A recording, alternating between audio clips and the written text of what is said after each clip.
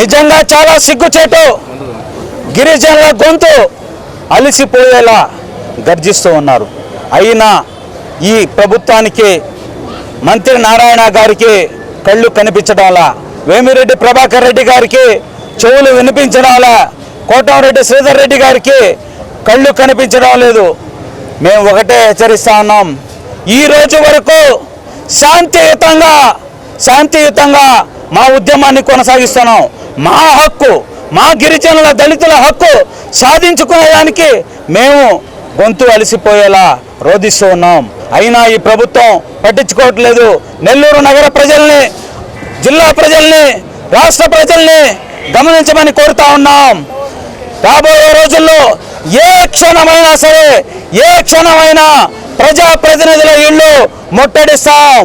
నెల్లూరు నగరంలో ఉన్నటువంటి మంత్రి నారాయణ గారి ఇల్లు ముట్టడిస్తాం, విపిఆర్ గారి ఇల్లు ముట్టడిస్తాం, పవన్ కళ్యాణ్ గారి ఇల్లు ముట్టడిస్తాం, కోటంరెడ్డి శ్రీధర్ రెడ్డి గారి ఇల్లు ముట్టడిస్తాం ఏ క్షణంలోనైనా అని చెప్పి సందర్భంగా హెచ్చరిస్తా ఉన్నాం. ఇంకా మా సహనానికి పరీక్ష పెడుతున్నది ఈ ప్రభుత్వం. ఏ మాత్రం ఉపేక్షించే ప్రసక్తే లేదు. గిరిజనుల దాష్టికానికి బలి కాబోతా ఉంది ప్రభుత్వం, గిరిజన ఉద్యమానికి బలి కాబోతా ఉంది.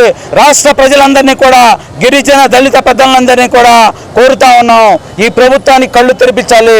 నీలం సాహ్ని గారిని ఈ కలెక్టర్ కార్యాలయం నుంచి గిరిజనుల సాక్షిగా విన్నవించుకుంటా ఉన్నాం. నీలం సాహ్ని గారిని రాజ్యాంగబద్ధంగా మాకు వచ్చినటువంటి, గిరిజనులకు వచ్చినటువంటి హక్కుని గిరిజనులకు కల్పించండి. మీరు దాదాపు మీ పదవీ కాలం పూర్తి కావస్తా ఉంది. నిజంగా చాలా ఇన్ని రోజులు ఆలస్యం కావడం చాలా దౌర్భాగ్యం.